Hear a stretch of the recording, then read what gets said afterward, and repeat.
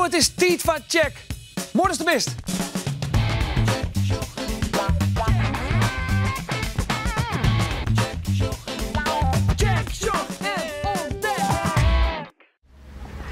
Haar namens Check, Lok Weenske. Oh, bedankt. Alsjeblieft.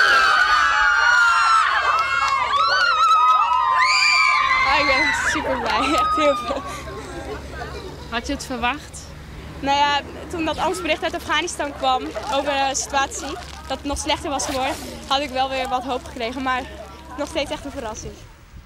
Sahar wennet al 10 jaar hier in Friesland, in Sint-Anne.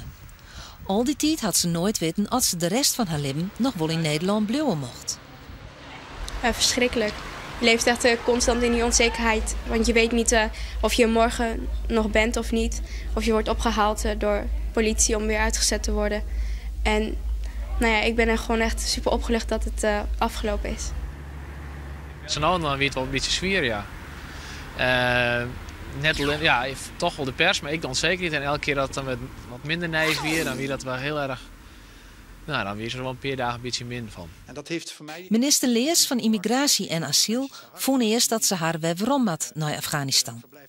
Maar nevens het ministerie van Buitenlandse Zaken die blikken dat verwesterde famkes als Sahar altijd herkenbaar bleven in Afghanistan en daardoor net veilig binnen. Want Sahar is al te bot verwesteren. In Afghanistan kun je bijvoorbeeld niet voetballen of zwemmen of tennissen of wat dan ook. Ik kan misschien niet eens naar buiten. Misschien moet ik een burka op en gewoon alleen maar thuis blijven zitten. En hier kan ik gewoon naar school toe en gewoon laten studeren wat ik wil worden. Maar Sahar en haar familie gaan nou een verblijfsvergunning krijgen. En dat betekent dat ze net meer in het asielziekencentrum in Sint-Anne hoeven te blijven. Ook voor haar vriendin wie het besluit van de minister een opluchting. Ja, we zijn nu sporten en opeens kwam Esma helemaal vrolijk binnen. En ja, we zijn helemaal vrolijk, helemaal goelen en knuffelen en alles. Ja, we hebben een dansje voor Sahar ingestudeerd omdat we zo blij zijn dat ze mag blijven. Oké, 5, 6, 7, 8. 1, 2, 9, 7, 8. 1, 2, 3, 4, 5, 6, 7, 8. Ja, ik vind het wel wat onnodig, want nou ja, uiteindelijk dan moet je wel blauwen en er is niks oors worden. Dus eigenlijk toen ze hier kwamen, gingen ze ook wel kunnen zeggen van ja, je moet blauwen. Het duurde wel te lang. Sahar kan nog verder met haar toekomst in Nederland, want ze wil graag chirurg worden. Mijn broer die wil misschien ook in een ziekenhuis gaan werken. En mijn broertje die wil graag voetballer worden. Maar ik denk niet dat dat in Afghanistan zou kunnen. Er binnen nu nog zo'n 30 bijen in Friesland die in een vergelijkbare situatie als Sahar zitten. Nee, ik hoop dat ze hier mogen blijven en dat doordat ik een verblijfsvergunning heb gekregen, zij ook eentje krijgen. Boeten is het lekker, maar nog net al te heet. Maar dat wil ik voor ten dadelijks, want hier is u al niet. Wauw. Goed hoor ik hem al die pees. Oh. Eerst en dan loop ik schouder terug de bekken in. Ja. En dan pak ik het orenpootje. Ja. Zo. En dan doen we het kopje zo. Dan drukken we zo er sluit ik zo. Dat is het. Jeetje. Rommelig van oorskool. Oh. Wauw. Zo doen we dat. Maar je zit meer in. Ja, zwemmen maar de dolfijn, dat is de gek vanzelfs. En Sydney maar dat waan. Maar het is net van neer, want Sydney had het syndroom van Down. Ze is 10 jaar oud en om haar extra te helpen krijgt ze dolfijnentherapie.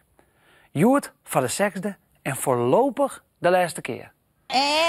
Springen, springen, springen als een dolfijn. Springen, springen, springen, ja dat is fijn. Zwemmen, zwemmen, zwemmen met veel vaart. Spetter, spetter, spetter met je staart.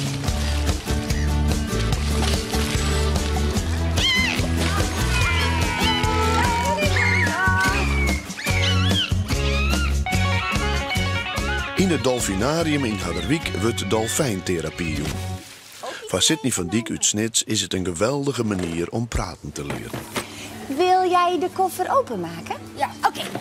Ze krijgt les in 3 verschillende situaties. Het eerste plak is de onderwaterromte.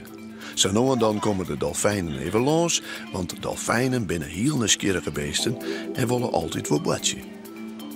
Maar nu zijn we weer blij. Ja. Ja, want we zijn bij de dolfijnen. Dag dolfijnen. Vertel het maar, hè. Dolfijn Sydney. Dolfijn, ik ben Sydney, heeft ze verteld. Dag dolfijn. Kan een dolfijn lopen? Ja. Ja, dat heb je goed gezegd. Kijk, daar gaat hij. Stap, stap, stap. Ja. Ik ga nog iets vragen. Moet je heel goed luisteren. Kan een hond vliegen? Ja. Goed luisteren naar de vraag. Kan de hond vliegen? Ja. Neke de Boer is logopedist. Ze jou dus spraaktherapie. Zat dichter bij de dolfijnen wordt Sydney rustig. En harket ze goed naar de opdrachten. Ois is een heel team van therapeuten met Sydney aan de gang. Suzanne schroeit alles op wat er in de les bad. En Pleun zit hier met de oren van Sydney de les terug te nemen. Goed zo. En kan hij het ook heel hard? Goed zo. Dag dolfijn. Wil jij een stukje taart? Hap. Het kan niet. Dolfijnen eten geen taart. Dolfijn. Kom eens, ik ben Neke. Oh. Dolfijn, ik ben Neke. We willen nog 1 keer gooien. Dolfijn. Ja, dolfijn. De dolfijnen zijn weg. Als er wat slims gebeurt, komt het in alle kranten, op de radio en op de televisie. En daarna verdwijnt het weer uit het nijs. Pas volle letter jest er misschien weer wat van, omdat dan de dier er van de rug te verschijnen maakt. Na je weken maakt Sietske haar van de rug te komen en komen de babymoorden weer volop in het nijs. Maar waarom dwort het zo lang? En waarom kan de politie net gewoon zeggen, dat was het Juurdien, dus dan was morgen de gevangenis in. Groep 7 van OBS de Giel geworden, laat u zien hoe dat kan. Hyper de piep! Hoera! Hyper de piep! Hoera! De maatschappij, dat is eens niet oors als een groep mensen bij elkaar. In een laan, een stad of in een schoolklasse. En in de maatschappij gaat het vaak wel goed. Elke keer is gewoon aan het werk, er gebeuren geen rare dingen. Oh, en die vind ik nog correct zo lekker. Wist wat? Die bewaar ik en dan eet ik een nice kwaliteit lekker op. Ik lees er hier wel. Zal ik daar even naar je Vria brengen? Ja. Maar zo nou en dan, vaak gebeurt dat als het correct even net oplest, er wordt eens iemand die wat docht dat net mij.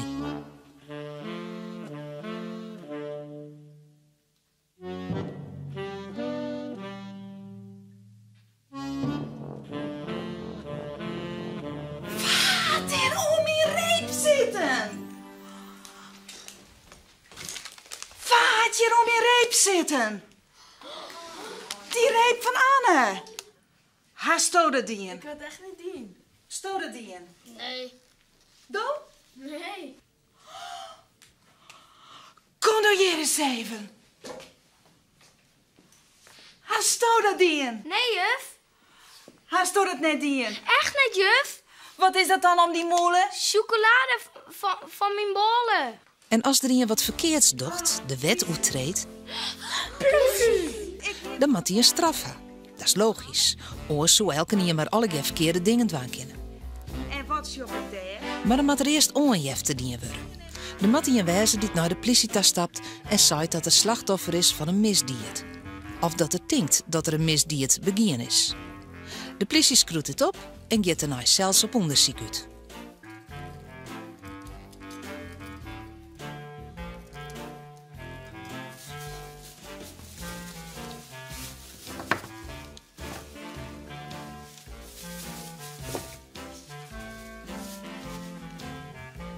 Mij kom het ook. Wat is je Als de politie klaar is met het onderzoek, brengt de verslag uit bij het Openbaar Ministerie. Hier werkt de officier van justitie. De officier van justitie besjocht het verslag en betinkt of de verdachte wol of net een strafverzinnen had. Dat docht er net samen, maar trot de sjen in het wetboek van strafrecht. Eerst je het precies in beschreven wat wel en wat net mooi in uw land. Advocaat Janke. Jelmer. Intussen krijgt de vertochte hulp van een advocaat. Dat is wel ze eerlijk. Ommers, de officier van justitie zocht alleen nog maar naar de wet, naar het belang voor de maatschappij, om de vertochte te straffen. Dan moet er ook in wezen die zocht naar het belang van de vertochte, als hij het nou wel of net dien had. Hast du het dien? Nou, wel een beetje. De rechtbank.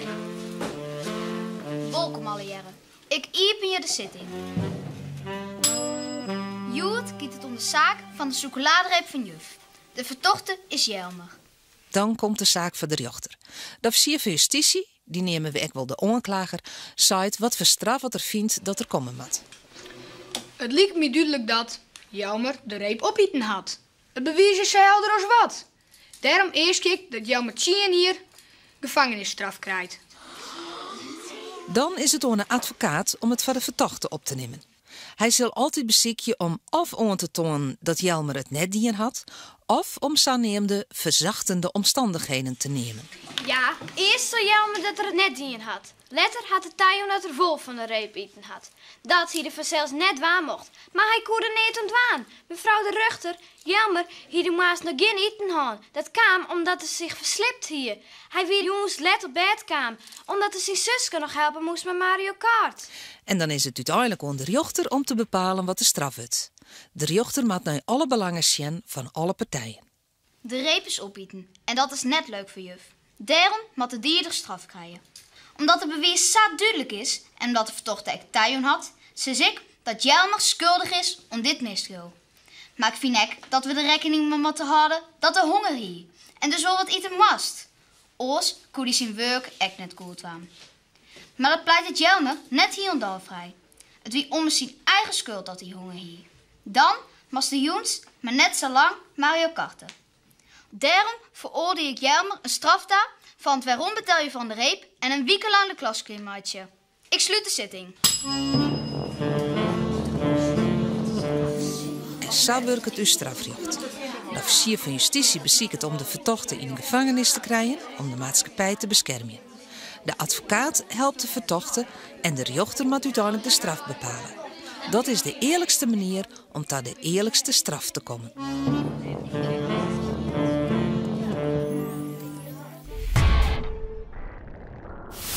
Ja, sorry jongens. Jongens, ik breek even in, want er komt een tweede lamkoon. Zorg even mij. Wat glijmiddel. En viel je nou de poortjes? Ja, ik had nog een poortje. Een kopje lijkt wat verder voor. Oké, probeer ik even. Je zegt het door bekken, hè? Ja. Nou, en ik op het kopje ja. Ja, snutje misschien. Help hem even. Ja? Zo. Jeetje. Clear. Mooi helder. Nou, meer zit er net in. Dat weet je zeker? Ja.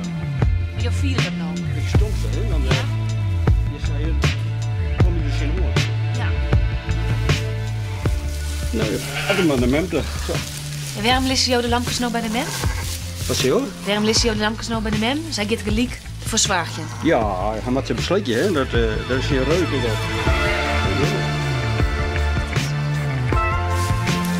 Je hebt al je goed lijkt.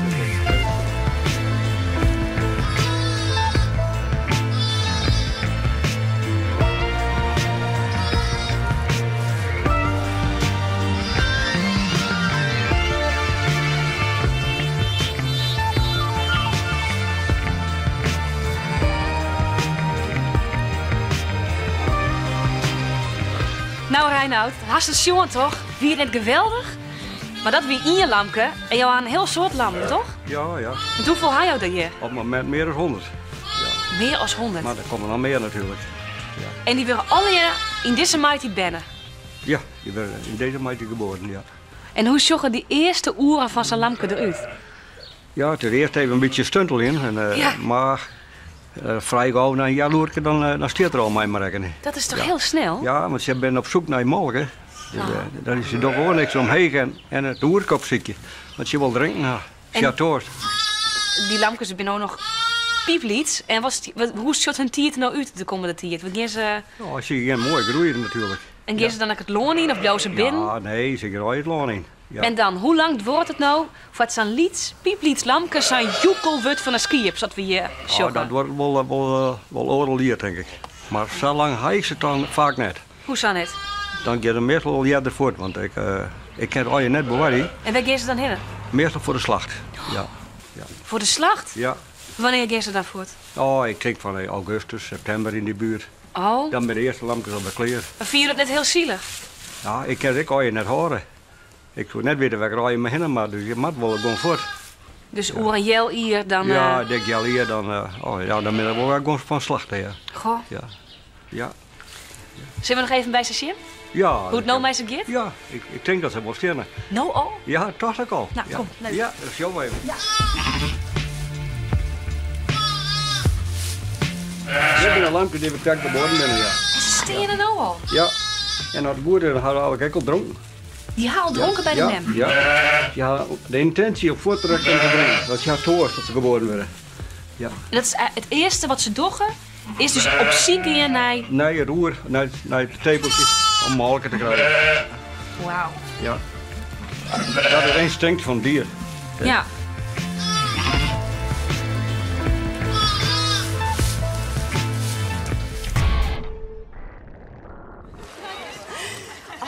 Oh, dag, wat fijn! Kom je bij ons kijken? Zo binnen de therapeut en Sydney aardig dicht bij de dolfijnen. Het is wel koud. Het is maar goed dat Sydney niet meer zo bang is. Oh, wat ga je doen? Ze durfde eigenlijk helemaal niet in het water te gaan. Ze durfde tot haar knieën nat te worden. Maar zitten was al heel erg spannend. Dat durfde ze eigenlijk niet. En bijvoorbeeld in de hoepel staan, dat was iets dat durfde ze helemaal niet. Want dan moet er iemand bij in en dan kom je eigenlijk veel te dicht bij haar. Dat is iets wat ze een paar weken geleden nog nooit zou doen. En waar ouders ook heel erg voor hebben opgekeken. Zo van, nou, dat ze dat nu durft. Maar ze heeft zich ontwikkeld als een echte persoonlijkheid. Ze heeft veel meer zelfvertrouwen gekregen. En ze durft nu heel veel. Ze durft zich gewoon te laten vallen in het water. En ze vertrouwt erop dat het goed komt. En dat is voor ons echt geweldig om te zien. Sydney vermaakt haar oza bij de dolfijnen. Maar ze had ook een soort plezier met Neke de Boer, die het haar heel iets beter praten leert.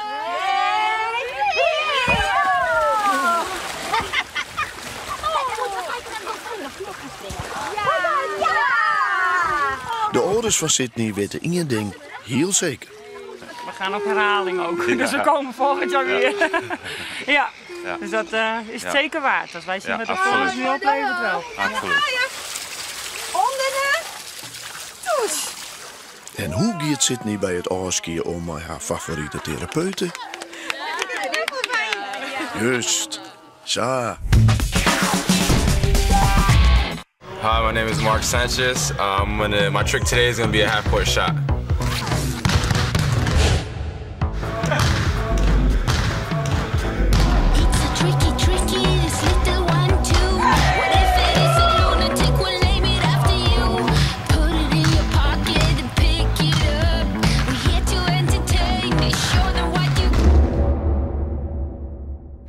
That's all I got, man.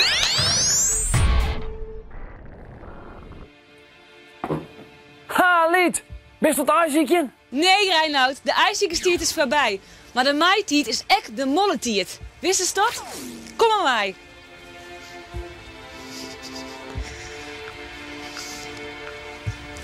Waarom vangst je mol? Ik vang mollen omdat de boeren die hebben grote last van mollen. Omdat ze grote bulten mooi zien lopen, gangen graven.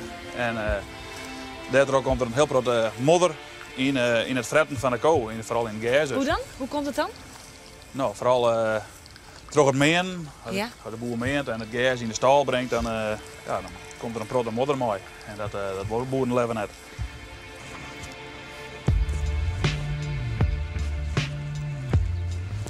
Zo, hier zit een gang. Echt? Ja. Jongen, hoe kun je dat nou weten? Dat is een scepter in een Oviske liekenmollegong. Ja, ik dacht gewoon een groente en ik denk, hier moet in zitten. En nou, daar zit er ik. Ongelooflijk. Maar het is wel heel iets. Het is het konkje. Ja, maar daar ben ik vrij lichte beestjes, dus ze kunnen mooi erheen. En hoeveel gongen had een mol?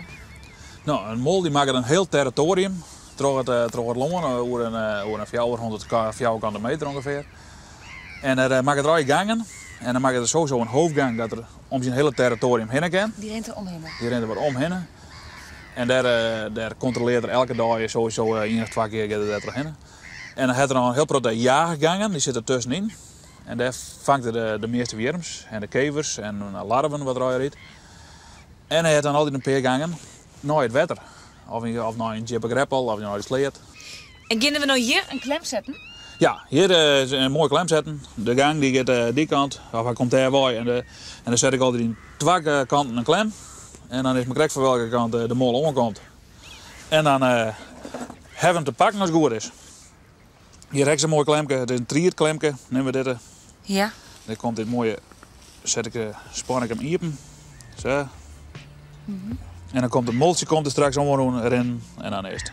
En dan drukt hij dat ding maar de neus voor en dan is het pats. Ik vind het toch wel heel zielig. Ja, eerst aan de ene kant ik wel een beetje. Maar ze zijn wel verdeerd, want ik ben een hele goede klemmen. Ze 1 keer klap en ze vernemen daar niks van. Oké. Ja. Nou, daar gaan we. Daar gaat er.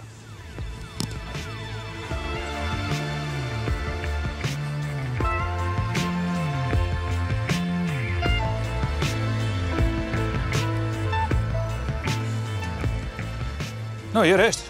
Hier heb ik 3 dagen alleen een klem zetten. 2 klemmen. Ja. En dan zet je in. Oh, dat wat inzet.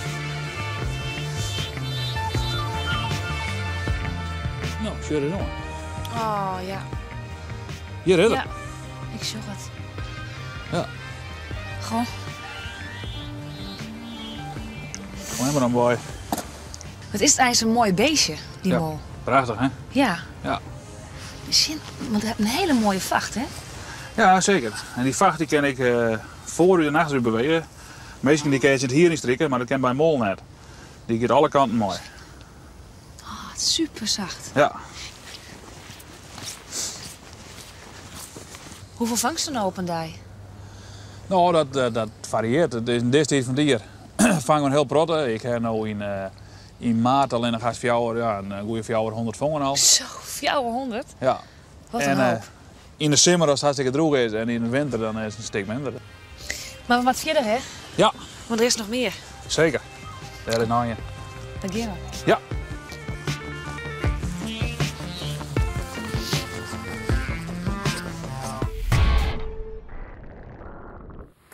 Dit weer nog even deze week. Na je week check ik je weer, na je week ben ik er weer. Houdo!